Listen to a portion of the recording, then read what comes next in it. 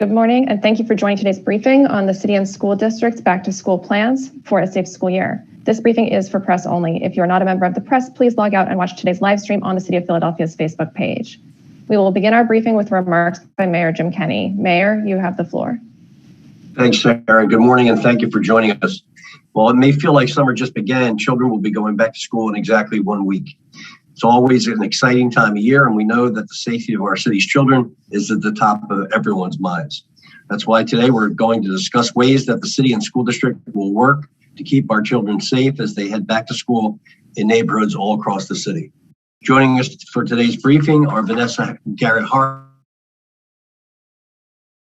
Harley, Deputy Mayor for the Office of Children and Families, Police Commissioner Outlaw, and Kevin Bethel, Chief of School Security and Safety with the School District of Philadelphia.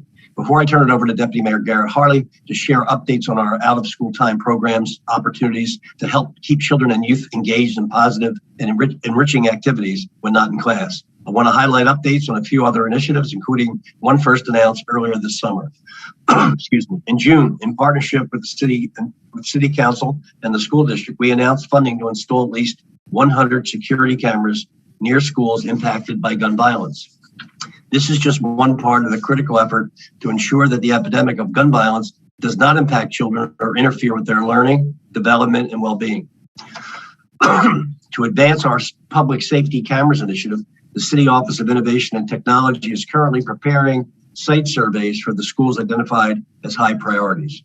Once these cameras are operational, they will be an instrumental tool in helping curb violence in hotspots around the city, and will also be an invaluable resource for the police department in helping to solve crime. As I mentioned last week, we have also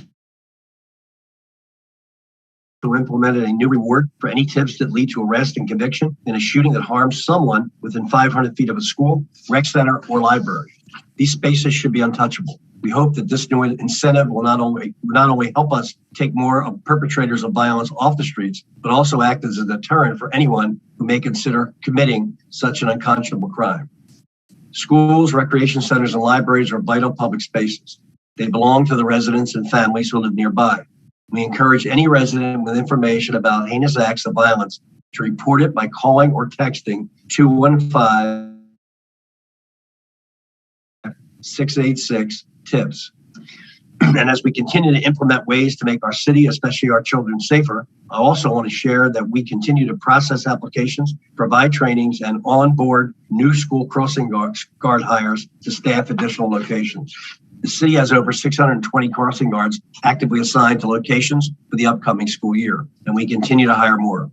To learn more about the program and submit an application, please visit phila.gov/crossingguards. That's phila.gov/crossingguards. Later, Chief Bethel will also highlight the continued collaboration with the School District of Philadelphia, local businesses, and community volunteers to ensure that students have a safe passage to and from school, including expansion of the Safety Zones Initiative, which provides additional uniformed police officers present at school dismissal times to support safe passages for students as they leave school. The police department is also working with Operation Town Watch and other community groups to provide safety to our children in and around schools and to and from school. And we know that the hours after school are also critical times where students are at greater risk for unsafe behavior. This is one reason why we invest so heavily in out-of-school time programs as a key priority for our young folks. They not only support students' academic success, but they also provide enriching activities like sports and art to help children grow and learn. Families can also rest assured that their students are in a safe, positive environment after school. Now, for more information and updates on the city's efforts for fall out-of-school time, it's my pleasure to turn it over to Deputy Mayor Vanessa Garrett Harley, who leads the Office of Children and Families. Vanessa? Thank you, Mayor Kenney. Good morning, everyone. We just wrapped up a great summer of programming in partnership with the school district and many community partners. More than 11,000 children and youth took part in a variety of summer programming.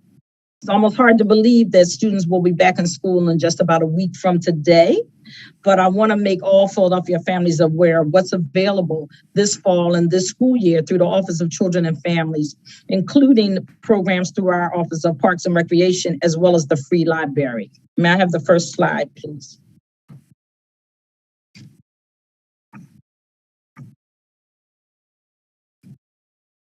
Thank you.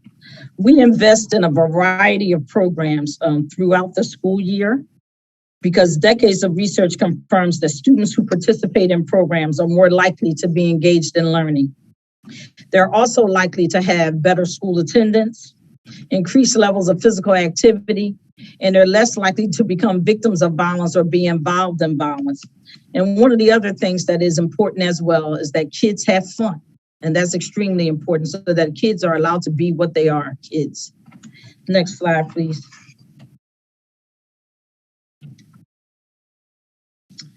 I'm proud to say that we'll have more than 6,400 spaces in our fall Office of Children and Families out of school time network.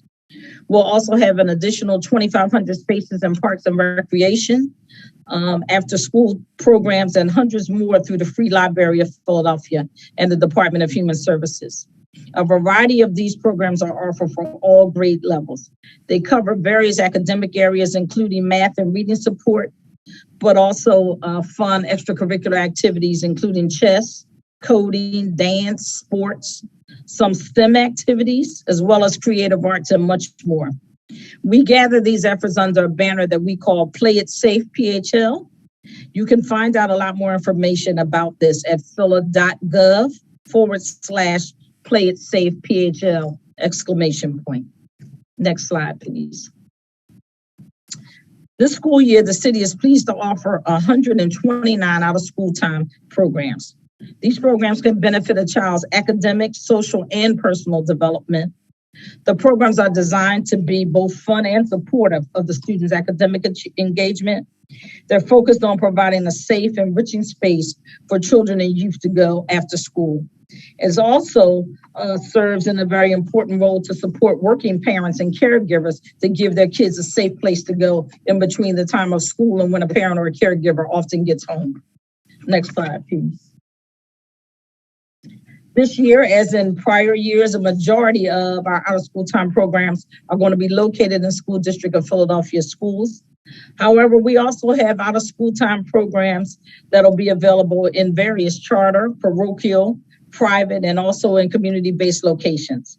You can simply find out what programs are available near you by going to phila.gov/OST. And then you'll click on the button that says Find Programs.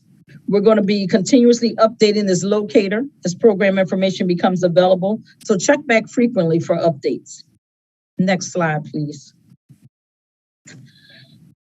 Parks and Recreation offers affordable, fun, after-school programming for young people between the ages of 6 and 12 in almost every neighborhood of the city. Many of the Parks and Recs programs will even pick up directly from the local district school, and they all will include some type of a healthy afternoon meal. Some sites even arrange what we call a walking pickup, and that's where staff members may meet a kid outside of the school and walk them to the rec center if it's relatively closer in walking distance. From sports to crafts to homework help, Parks and Recreation programs provide a fun, safe way for kids to wind down from a long day. Again, visit phila.gov/PPR to learn more. Next slide, please. The Free Library's Literacy Enrichment After School Program, which we call LEAP, returns for a new school year at all libraries throughout the city. This will allow a playful learning focus for younger students, and all ages will be able to see a focus on literacy, as well as collaboration, communication, creativity, and social skills that'll help build a foundation for success for these young people as they continue to move through their academic careers. LEAP offers homework assistance in person, as well as live tutoring through homework help online from 10 a.m. to midnight, 7 days a week. LEAP is also hiring teenagers who will design and implement programs and who will serve sort of as peer mentors to the younger LEAP participants. Check in with your local library for more information on working with LEAP, or if you have a teenager who may be interested in working with LEAP. Next slide, please. As I mentioned earlier, out-of-school time programs are available for learners in every grade from kindergarten through 12th. For students in the older grades, the focus will be on college and sort of career readiness. The Department of Human Services is now enrolling also for 2 youth development programs, the Philadelphia Youth Leadership Council and what we call Boys and Girls Track. Youth ages 12 and up are invited to register. These programs will offer sort of structured activities, community service, mentorship, life skills, and much more. Definite exposure to positive programming for young people, teenagers in particular, after school. Could you, next slide, please? DHS's Intensive Prevention Services, or IPS as we refer to it. These are other youth-related programs. They provide support to young people between the ages of 10 and 19. Many of these are for young people who may be having some issues at school or conflicts at home. The goal is to improve behavior. And ultimately, this is for some of the young people sometimes who may be right on the cusp of delinquency. We're certainly trying to prevent them from penetrating into the juvenile justice system. And we would argue that you may be able to, this may be the appropriate program for your young person. Through fun activities, but there's also really meaningful experiences and community engagement. IPS promotes the healthy development of the young people that are in the program. We have a host of providers that create safe spaces to nurture the kinds of positive behaviors and skills that will hopefully lead to healthy development. There are 7 community-based locations citywide, and I'm sure out of the 7, there will be a site that's near you. Again, I encourage you to go to phila.gov/IPS to find that site that's closest to you. Next slide. Also, under the umbrella of DHS are our Community Evening Resource Centers, CERCs, you may have heard them referred to. These sites support Philadelphia youth who've come to the attention of the Philadelphia Police Department after a curfew violation, but who may not be taken safely home. The centers are free of charge and they're located in neighborhoods to serve Philadelphia's youth and families most in need of support. The centers operate daily from 7 p.m. to 2 a.m. I do want to emphasize that the centers are open to young people in the community. You do not have to be a curfew violator in order to take advantage of all of the positive and wonderful programming that's in these centers for young people. Many of our young people voluntarily go there and have had wonderful experiences. However, for those kids who come into contact with the police department after curfew and cannot be safely returned home to a parent or caregiver, they may also be taken to this site. The staff at these sites provide youth with structured activities that include engaging in community service and also does a lot of work on preparing them with workforce and sort of job readiness training. The programs emphasize conflict resolution, violence prevention, and mentoring. Visit the Department of Human Services Youth Development Program webpage at phila.gov/DHS and look under posts to learn more about these resource centers. We currently have 2. The one is Dixon House at the Greater Philadelphia Community Alliance, known to many as Diversified Community Services, which is located in South Philadelphia. And there's another one in Southwest Division at 61st and Cedar Avenue at the Community of Compassion. So again, I refer you to the DHS website for additional information about the Community Evening Resource Centers. Next slide, please. PHL Pre-K. We also have programs for the little ones. We're currently enrolling for PHL Pre-K.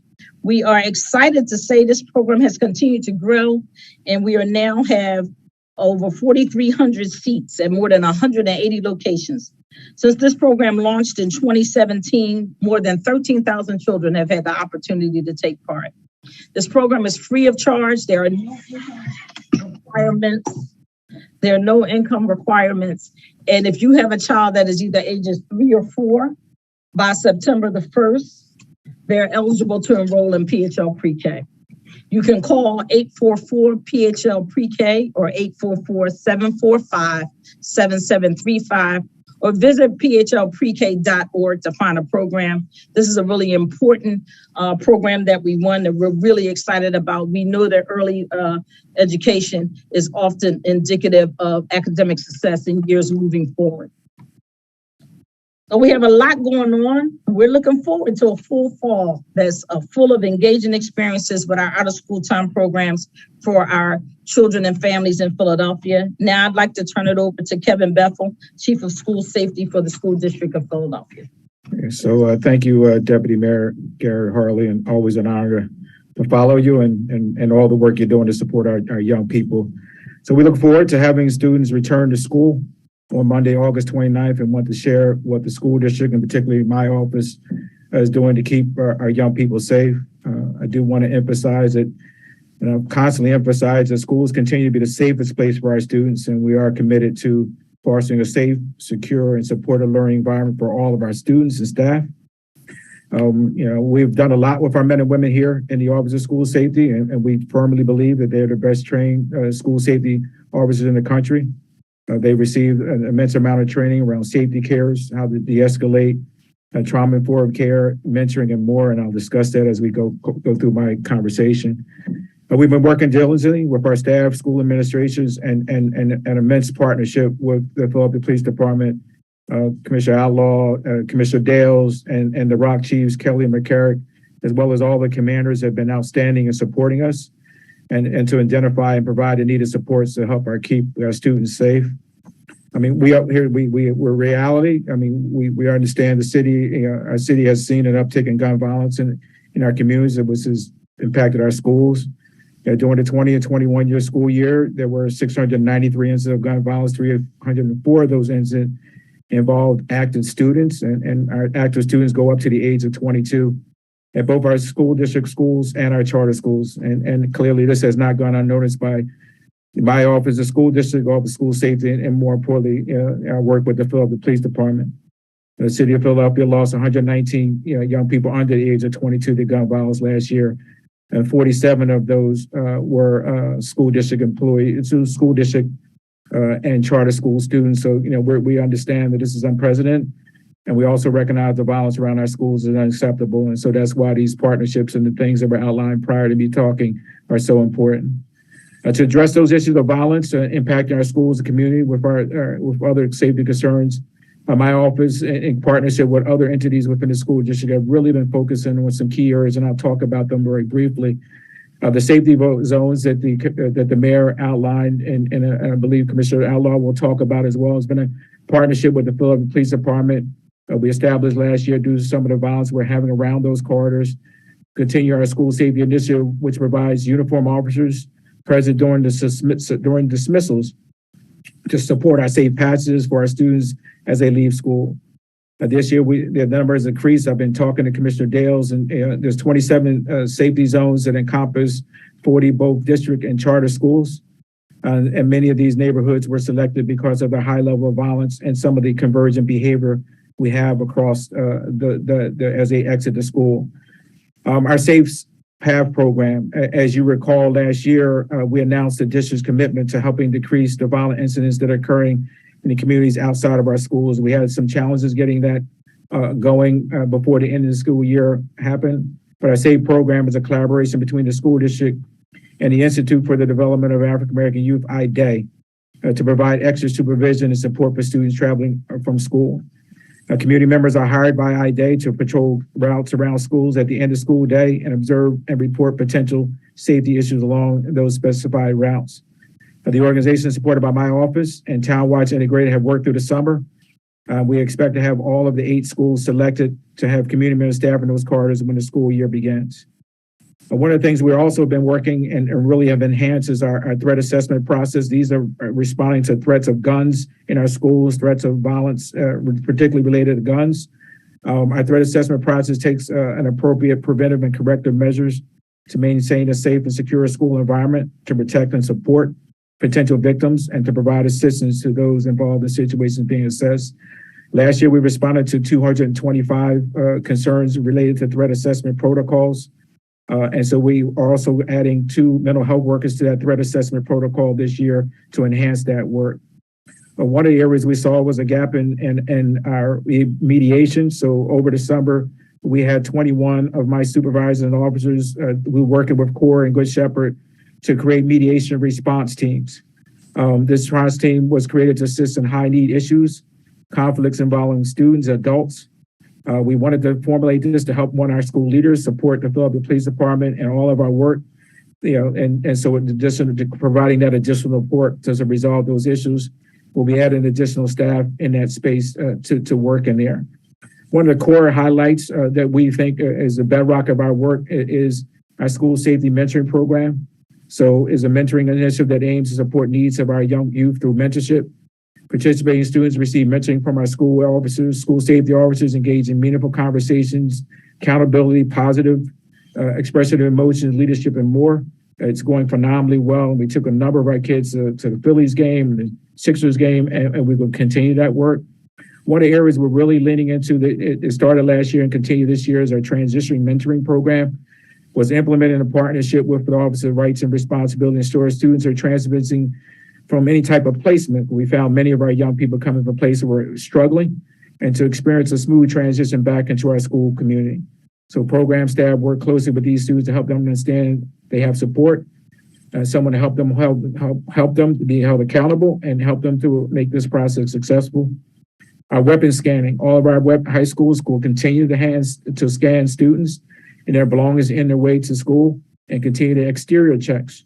Through the appreciation, again, through the support of the Philadelphia Police Department, we conduct the exterior checks around our schools. Unfortunately, last year we did find some students were hiding weapons outside of our schools. The K-9 units will walk around the exterior of the buildings to detect any guns or contraband. And we emphasize we do not put K-9 into our schools. These are exterior searches to make sure that the property is safe. And so we need to continue to work together as a city. And I appreciate even the mayor earlier talking about the incentives around the schools, the activity that the deputy mayor outlined. And as a community, we have to keep our students safe and ensure the safety of our students as they commute to and from schools. One of the things that we do want to highlight is how to report concerns. There are many ways that we ask our citizens and communities and students and staff and personnel to alert us. Our Safe to Say program is a youth violence prevention program run by the Pennsylvania Office of Attorney General. The program teaches young youth and adults how to recognize warning signs and signals, especially within social media, from individuals who may be a threat to themselves or other, and to say something before it's too late. The Safe to Say has a downloadable app for smart devices, or reports can be made through the website. All you need to do is go to saypa.org, or by calling Safe to Say at 1-844-723-2729. You can also make an anonymous report to the Office of School Safety by calling our 215-400-SAFE, which is 215-400-7233, or you can email schoolsafety@philasd.org. We also have a bullying hotline, which number is 215-400-7233. And as always, 911, we ask you to call 911 for any immediate issues. So that's a summary of the activity we're doing. And now this time I'd like to turn it over to Commissioner Outlaw.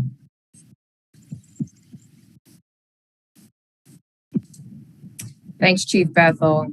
Good morning, everyone. As our students begin to gear up for another year of learning, one thing is perfectly clear for all of us. A child or parent should never, ever have to worry about being deliberately harmed on their way to or from school.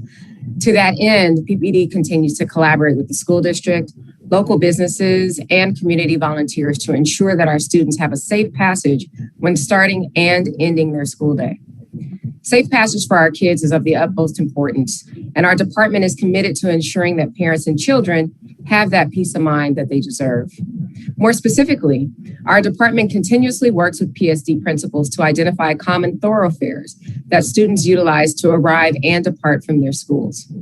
Every PSD school will receive enhanced patrols throughout the school year, especially during the busy periods of arrival and dismissal. Chief Bethel also mentioned the Philadelphia School Safe Zones program between the PPD and the School District of Philadelphia.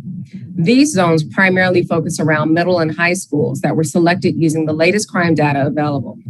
In short, officers assigned to these zones will be on the lookout for suspicious activity and mainly to create safe corridors for students. While we do not want to get into the exact details of the program for tactical purposes, suffice it to say that students and parents will notice an increase in visibility of our officers around these zones. It's important to note that this increase in presence will not come at the expense of routine neighborhood patrols. In fact, additional resources will bolster the numbers of officers on the ground in some of our more challenged communities. It's clear that our communities understand that school safety needs to remain a unified effort, whether it's from our teachers to police to community members and parents. Everyone needs to be involved in the safety of our children. We are coming to the end of a successful summer with our children engaging in recreational and PAL Center programming and activities. While some of these programs will still be available after school begins, our deployments at rec centers during the day will be redirected to ensure safety around schools. Officers will still be making periodic checks at rec centers, and any rec center where issues have been identified will continue to see an increase of officers patrolling in the area. Lastly, I want to wish all students and parents the very best as they begin the 2022-23 school year. Yes, the unprecedented challenges that we've experienced over the past few years have been difficult, but the resiliency shown by our kids and quite frankly, our entire city has been tremendously encouraging. So with that, I'm going to close. Thank you, everyone, and I will now turn it back over to the mayor's office. Thank you, Police Commissioner. We will now move to Q&A for members of the press. We ask that outlets coordinate ahead of time and that one representative from each media outlet ask questions. Given today's great turnout, reporters are asked to limit their questions to 2 or fewer for the first round, and if there is time, we'll go into a second round of questions. Armando has not joined us yet. If he joins, we can take questions in Spanish, and at this time, we will go through the list in the order of hands raised. If you would like to ask a question, please use the raise your hand function under reactions. We will start with Sammy Keola from WHYY. Good morning, Sammy. Good morning. Thanks for taking my question. Can you provide any additional information about the reward for shootings near schools and rec centers that the mayor mentioned last week?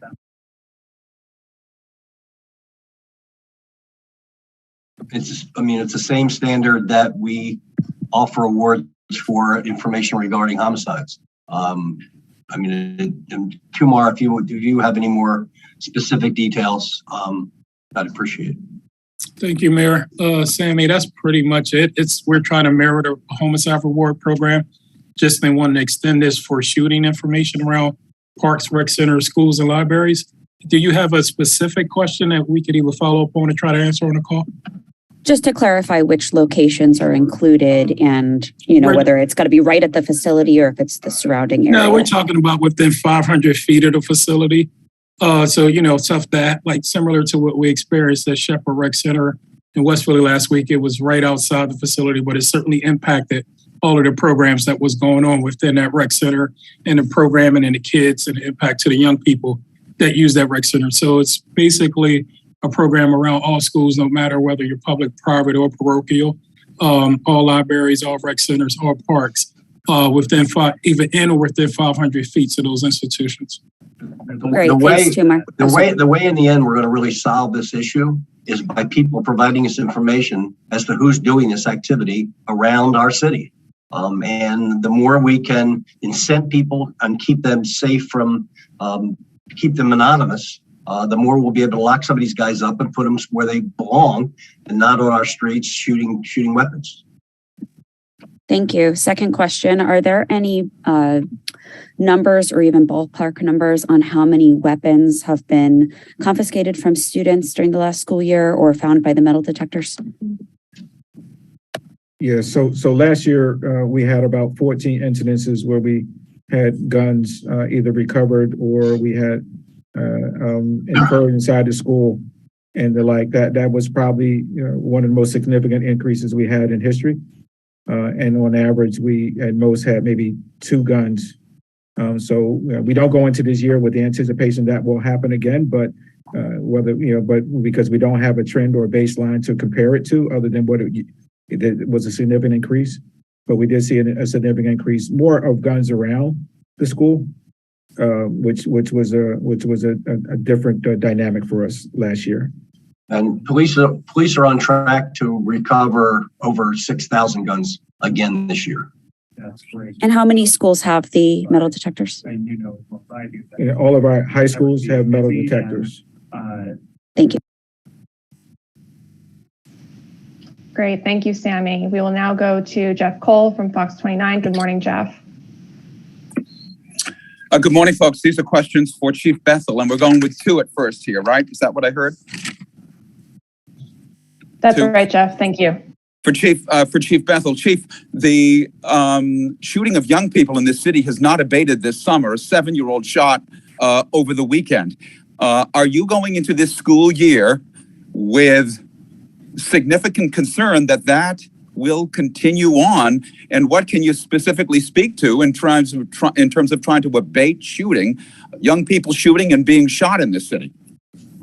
Listen, that's my concern, all the time, that as the downstream implications of what the mayor described, 6,000 guns, impacting our schools. And so we work diligently, working with the Philadelphia Police Department, using the tools and the techniques that we have to be able to stop that from happening. So far last year we did have a student who was able to get a gun into the school and shoot himself. But that was something that had not occurred in decades. So we walk into the process, and that's why we emphasize making relationships with our young people as they come into the school setting, so that if someone has a gun, that they would be willing to share that information with our officers. Chief, last year, towards the end of the year, you began to use metal detectors in middle schools and in the older grades of elementary schools. Are you going to do that again, or is that going to be a more permanent, or are you going to back away from that? How are you doing that? Yeah, I mean, that was, again, based on the data we saw, a trend near the end of the last year. I'm very conscious of the impact that it has on putting children through metal detectors, even our young students. And so we're not going to come back into the school year with that as our immediate posture. If we see a trend, as we saw last year again, where we saw a younger group of young people coming into school, then we will re-engage and do the randomized checking of the schools as they are. But my greatest emphasis in that process is that our parents and adults who are engaged with these young people are checking their bags and making sure that their children are not taking their guns from their safe or guns that they should not have and bring them to school. It is everybody's responsibility, not just the city, the mayor, not the mayor, but the city overall, the police department, but it is parents' involvement. When I have a child who shows up to school with a gun, who's a young age, who could not buy that gun, and it's their parent's gun, then the parent bears some responsibility in that process as well. And so, as I indicated, this should be a collective effort of all of us to make sure that our schools stay safe.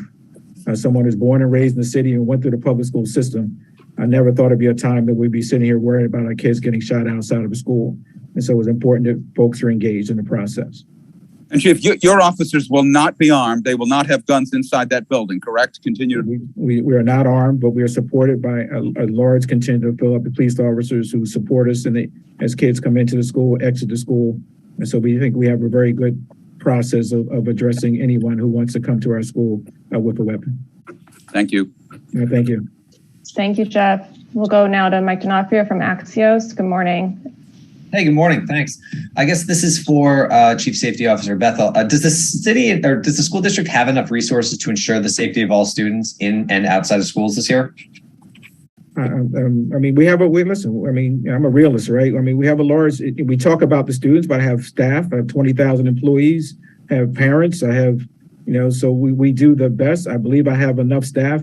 Fortunately, it's ironic. It was only 2 years ago we were talking about eliminating the police at the schools in my office as well.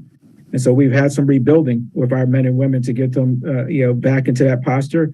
But we feel fully supported by Dr. Watlington and Dr. Height before he left. So we have been able to increase our staffing to meet the needs of our students. Most of our schools will have a school safety officer assigned to their school. We believe that working in collaboration with the Philadelphia Police Department, with our school leaders, staff, and others, that we're prepared to deal with the issues that come into our schools. All right. How many schools will have? How many safety officers do you have? And how many schools? I don't want to get into the numbers, but I mean, the schools that are not covered are schools that we don't find that have the safety concerns that others. What I can tell you is that we're covering most of our schools, particularly our schools that are in our more challenging zip codes and challenging areas of the city, or that identify the need. But we feel confident that we have a mobile force. So if there's a school that's not covered, we're able to move accordingly if something happens at that school. But between my staff and the Philadelphia Police Department, we continue to follow the model that we have, and it has worked effectively in doing that. And then just lastly, how does the city's high level of gun violence at this point affect the district's ability to protect students inside and outside the school? I mean, the challenges are obvious, right? The challenges.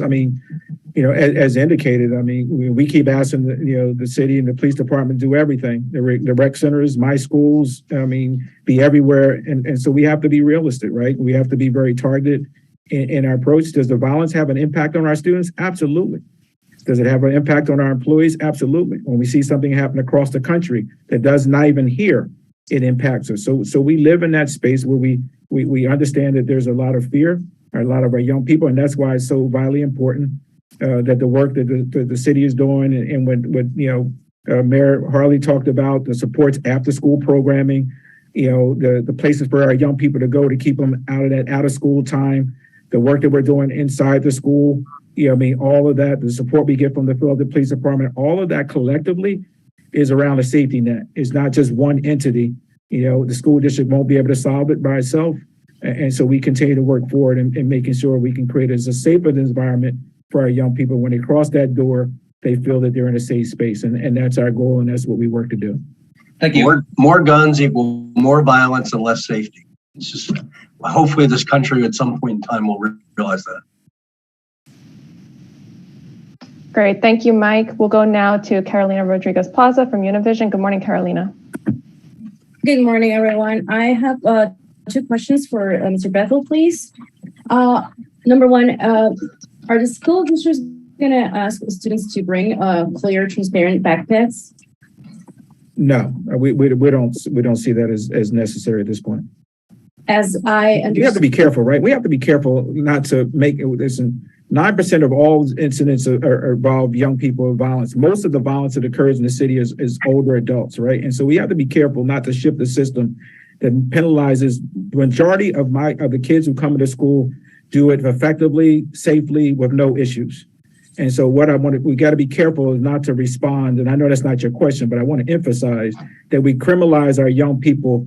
We have children, grade third, fourth grade coming with clear bags because we don't want them. We got to be careful, right, of not to keep adding all these layers just in intentions of trying to stop something from happening. We understand it, but we're not going to practice those things that just keep making our kids feel more traumatized in this space. Okay, thank you for that. Number two, do you feel confident? Do you trust the system? If you have children, would you send them to the school district schools in Philly? Absolutely. If you've seen what's happened across the country, you could be sitting in a church, you could be sitting in a mall, you could be sitting anywhere now. And so we understand that these are often called soft targets because of that.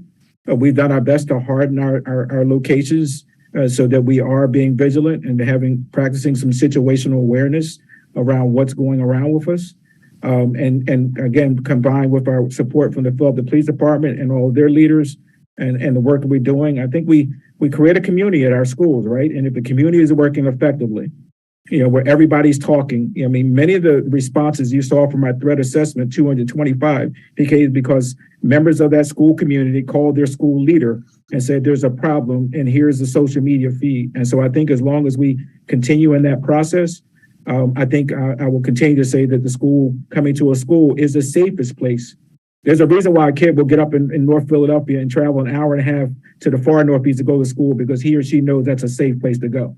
And it's our job to make sure that when we receive them, that we continue that level of safety. And so, yes, I think a parent should feel comfortable sending their child to any school district in Philadelphia, and that we have a responsibility, all of us, community members, parents, city, my office, the district, et cetera, to make sure we make that place as safe as possible for them. Thank you very much. Yeah, thank you. Thank you, Carolina. We'll go next to Isabel Sanchez from Telemundo. Good morning, Isabel.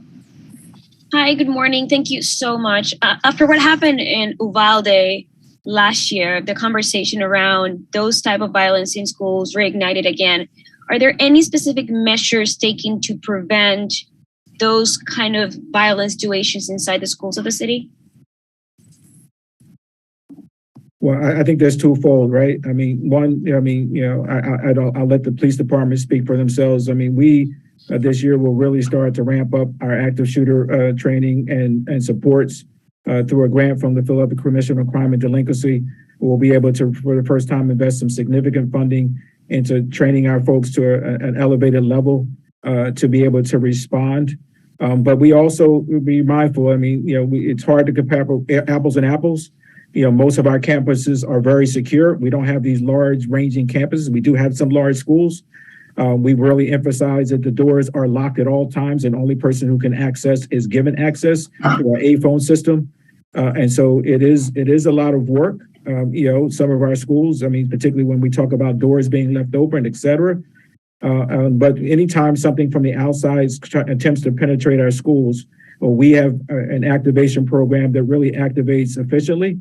And working with the police department, will immediately go into a lockdown, and the police department will be responding in an expedient manner. I mean, we have, I don't know, I won't say the numbers, that's not my right to do, but we have, all of our schools have, as Commissioner Outlaw indicated, school safety officers, school police officers, school beat officers who are assigned to those schools.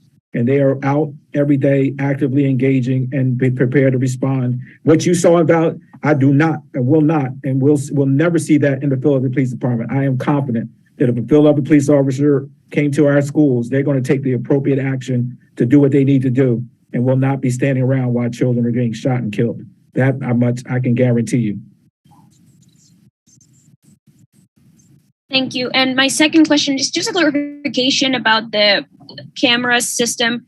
Is it going to be active in the beginning of the school year? And are there any plans to expand it to other schools? I don't know if the mayor's office or the school district would be better for this. I can talk about it. I can talk about it a little bit. Excuse me. My apologies. We're not sure when the surveys will be done.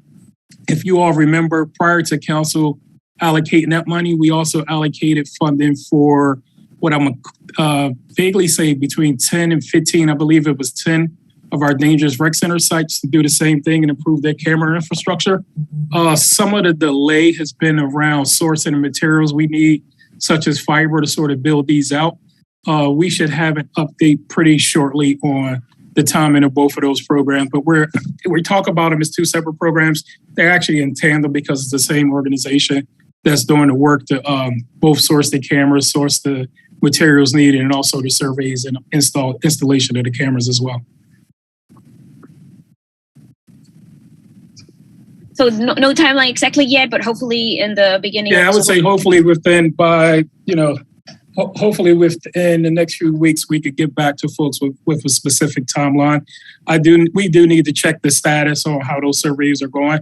And then, some locations are bigger than other locations. So it's not as simple as just saying X location and we'll put up X number of cameras or, a defined number of cameras. It's us going out there, having those folks do the survey and telling us exactly, and working with the property owners to, know and the exact location of the cameras and the best location for the cameras. But we should have an update shortly.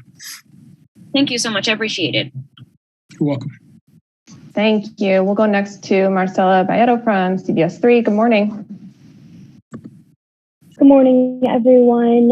First question, we're seeing districts across the nation implement panic buttons in classrooms to call for help during dangerous incidents. Do we think that the school district of Philadelphia has any plans for this in the future? Yeah, that's a great question. So we are looking at some current technology, not so much panic buttons, but there's apps that you can put on your phone. We recently purchased an app that we're going to do some piloting with to see if it's applicable to our staff and works effectively for us. But we are looking at that technology. So you don't need an actual button. They can be very challenging because the kids can get to the buttons as well. But we do believe there is technology out there that we believe that we as a district can use to be able to align some of the fears that our teachers have as well in the classroom And they can go beyond just for an active shooter, but maybe some other activity that's happening in school. So we are looking at that technology. Great. And second question, we've been talking to a lot of families, mothers specifically, that have been impacted by gun violence. And they're frankly worried to send their kids on that first day of school. What can you tell these families to have confidence in the system when, some of the efforts haven't, in their opinion, been deemed successful in terms of keeping their students safe? I mean, I think, it starts before it gets to our school, right? So I'll let some others get in there. But I mean, one of the charges we have is and even and now under Dr. Watlington, I mean, the first thing he says is when you walk into school, it should be safe, right? And the second thing, one of the other things he highlights is being welcoming. And so part of that is when our children come to our schools, we have a responsibility to welcome them and make them feel safe and make them understand that this is a safe place. Some of that is really around an attitude and how we present that, right? Because we cannot let, the fear, often coming from the policing space, the fear of crime was oftentimes the worst than the crime itself. And so a lot of what you see is fear. And so, I mean, the more you're supportive in that space, the more they feel that they have trusting adults in that space, the more they create that space for them to share how they feel about what's going on around them. We can't ignore it. It's their reality. I think the better we are. And so I think we just have to constantly keep beating that drum. And then I think, I'll kick it over to others, who can talk about, that exterior stuff, but I can only control what we do here. And I can't speak for an entire district, but there's been a lot of work done internally, but through our support service, Karen Lynch and her team, our school leaders, our school supports, everyone here understands the challenges our children are facing and understanding that when they come into that school, for that time period, we have to create an environment where they feel safe, and that's responsibility of all of us.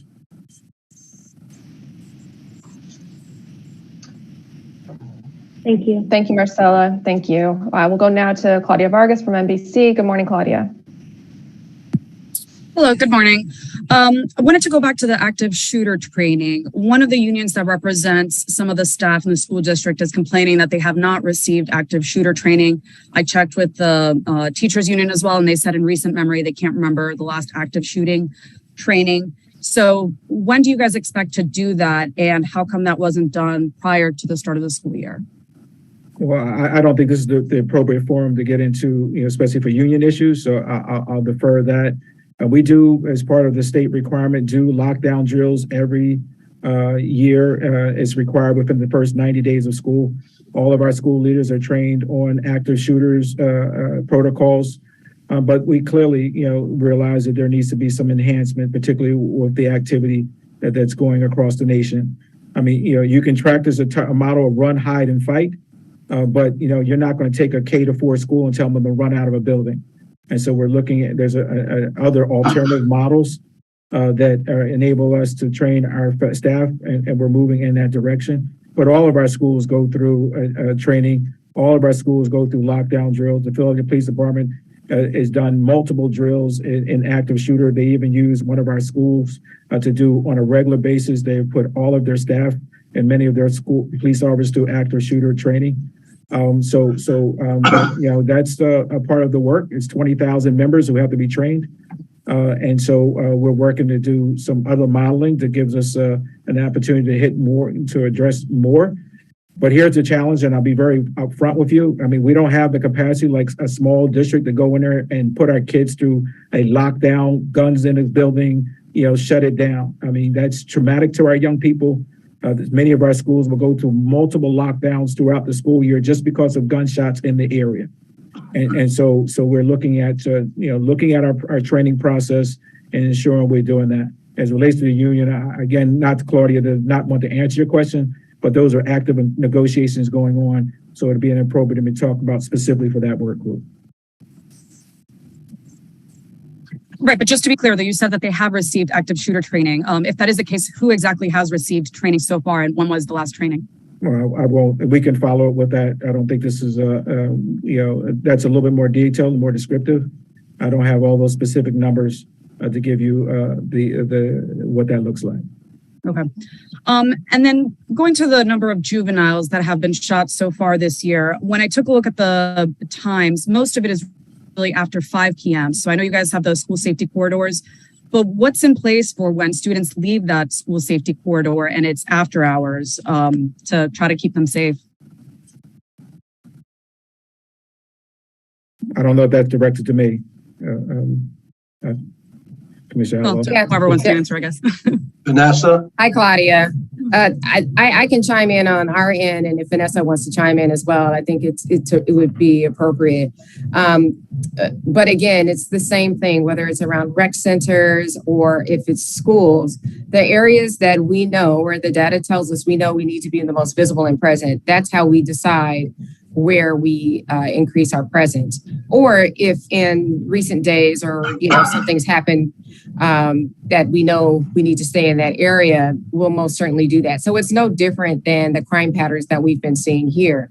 But I think our safety plan, obviously we're here to support the prevention efforts, but we're more so the enforcement piece. And I think all of the things that Vanessa touched on are the things that really hone in on the out of school time and what happens after 5 o'clock. Vanessa, I don't know if you wanted to speak further to that. Yes, but Claudia, would you just repeat the question for me? I want to make sure I give you something additional and not duplicative. Sure. No, I was just curious that given the times when the juvenile homicides have taken place, they've, for the most part, been after 5 p.m. So I know you guys talked a lot about the school safety corridors, but I was curious what happens once they leave those school safety corridors, it's after hours, and whether there's anything in particular that you guys are doing to try to keep students safe. Understood. And so I agree wholeheartedly with what Commissioner Outlaw just said, but we work extremely closely with the police department. There is a weekly exchange, if not sometimes daily exchange of all the activities that are going on at our rec centers or other places so that the police know where to concentrate their presence. So we let them know what activities are going to be there. If in fact we deem that we need additional police presence or security, we certainly coordinate with them. When we need additional security or presence, we coordinate with Chief Bethel for the school district, if it is a school district involved event, or we know between the two, we are pretty comfortable that we have the correct security around those rec centers and other places. And we try to be very mindful of safety type issues when we plan anything that we are planning. And of course, the other key to trying to interact with this is the community. We try very hard to also keep up those relationships with the community and notify parents and everybody else so that we can all work together. That's the only way we're going to solve this whole crime thing. Certainly police cannot be everywhere, is to work with folks in the community. And we try to work with our folks over in the managing director's office, our Office of Violence Prevention and others around making sure that we all coordinate to try and keep our kids as protected as possible. Thank you. Thank you. We will go now to Mike DiNardo from KYW. Good morning, Mike. Good morning. My question is for Chief Bethel. Chief, would you evaluate the Safe Paths program for us? How effective was it last year? And if I understand right, do you plan to expand it some this year? No, so Mike, as I shared earlier, we were able to finally get it, the contracting. We had some challenges getting the contract, so we were not actually able to launch it before the end of the school year. So we worked over the summer to be able to do that. It'll be in 8 of our high schools. We will be evaluating it as we go through the process to see how effective it is. There's about 45, I believe, about 45 men and women who have been trained to work in those corridors. So we're going to evaluate it as we go along to see we have what the historical numbers were, and we'll be able to have somebody in my staff, a researcher, who will be evaluating the impact of whether it's effective or not.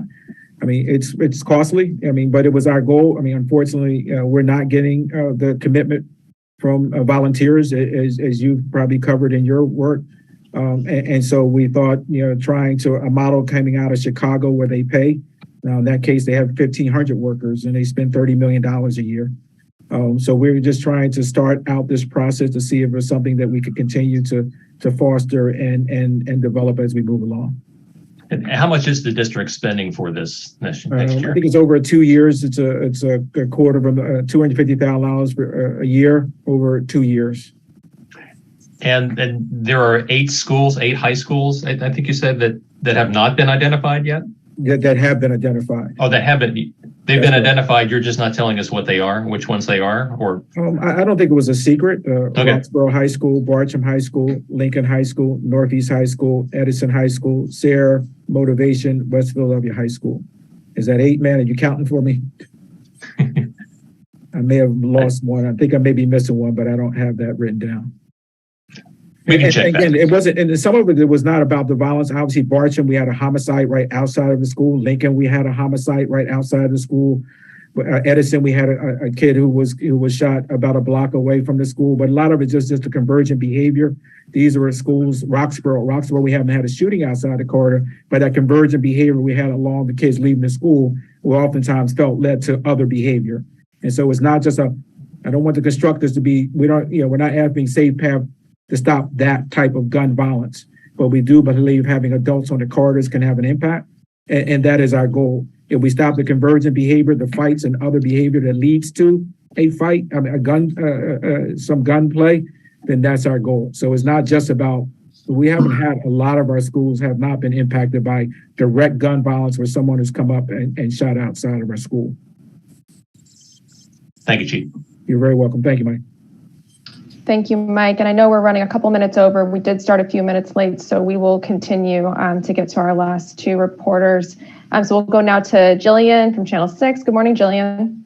Good morning. Thank you. I have a question for Commissioner Outlaw. Across the country, there are staffing shortages in police departments, more officers leaving the force, lower recruitment, and Philadelphia is certainly not exempt from that. It's affecting so many cities. But my question is, here in Philadelphia, are officers going to be pulled from other areas to protect the schools, the areas around the schools, and help with that student safe passage that we discussed? So the bottom line is there enough staffing to keep kids safe and the rest of the city safe with all of the exodus that we've seen from police departments? We're going to continue to do, thanks, Jillian. We're going to continue to do what we can with what we have. And that requires us to constantly assess internally to ensure that we're using our resources intentionally and in the most strategic way as possible. We've been doing that throughout the summer. Those who have been assigned to administrative positions have been pulled out on rotation. We put some plainclothes officers back in marked cars and in uniform. And as you heard me mention earlier, we're shifting our focus from the summer around rec centers to schools now. So yeah, the resources are what they are. I don't think we need to beat a dead horse on that, but it's incumbent upon us within the police department and its leadership to make sure that we're being just smart about how we deploy the resources that we do have. So I wouldn't say that, folks should be afraid because our staffing is what it is. I mean, I don't like to throw that out there like we're whining and complaining. It is what it is. The numbers are what they are. We do need more officers. And yes, it makes it challenging to be on every corner or to be visible in all of the locations where the community would like to see us. But, safe passage has been prioritized for us, and we're going to do everything that we can with the resources that we have to be smart about ensuring that there's visibility in these very important places in the city. Thank you, Commissioner. And I have one more to follow up on for Chief Bethel. You mentioned the technology, not specifically a panic button, but an app that was recently purchased to try out. I'm curious when you would expect to have data on this. Is this something you'd be looking at for this school year, or any idea when you might go forward with something like that? Yeah, first we want to make sure it's, I think oftentimes you can get stuck buying these items and then you're sitting there looking, do they work or not? I mean, there's some IT issues that we have to resolve to make sure that it's an effective tool when we're talking about 20,000 employees who could potentially be using these devices. So we're going to move as efficiently, as effectively as we are, but not to be doing it just to be doing it or just do a sound bite. That's why I'm reluctant to sit there and say, hey, it's going to be across the city next year. There is some phenomenal technology out there, but we also have to make sure it aligns with the police department's technology, the city's technology, all of the other technology capacity, because we expect that when you be able to hit this button, that somebody is receiving it, responding to it, and effectively addressing the issue. So I say that just to let you know that we are looking at that technology. We do have that technology in our possession. But at the same token, I also have to engage my school leaders and others to make sure that this is an effective tool that they want to be able to use in their space. So So again, I'm not being, I just want to be not cautious. We're going to move effectively. And if we believe this is an item that can help us, we're going to move quickly to disperse that out to the rest of our staff and employees. Thank you. Great, thank you. And our last questions will come from Kristen Graham from the Philadelphia Inquirer. Good morning, Kristen. Good morning. Thanks all for this information. My question is for Chief Bethel. My questions are for Chief Bethel.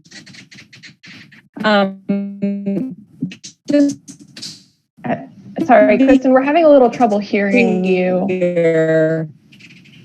You know, we talked about an increase both in the number of school safety zones staffed by city police and the number of district schools that have full-time safety officers. Is that correct? Oh, sorry. I think my connection is better now. I just want to be clear, and my question is for Chief Bethel. Are we talking about an increase in both the number of school safety zones that are staffed by uniformed city officers and an increase? So, Kristen, I'm still having a hard time understanding. If you, I think a part of your question, the safety zones are Philadelphia Police Department and Commissioner Outlaw and their team have been staffing that. As it relates to the school safety officers, one of the things we did this year was some of our schools, at least 26 of our schools were shared officers, where we had officers who were shared between two schools. We felt that for the safety of the school and the consistency of having an adult in the building and supporting a school leader, that we would put forth a plan to turn those into full-time staffing positions. And so that's what we have done, where we've added an additional staff to be moved from what we would consider an officer at a school for 2 days, 1 week, 3 days the next week, and flipping, that they would be in that school consistently. I think we may have lost her totally. Oh, no. Yeah, Kristen just let me know that her connection dropped, but she'll connect with the district offline. Okay, very good. Thank you. Okay. Thank you. Okay, well, it is now a little bit past 11:30, so we will conclude today's briefing. Please continue to send all press inquiries to press@phila.gov. And thank you, everybody, for joining.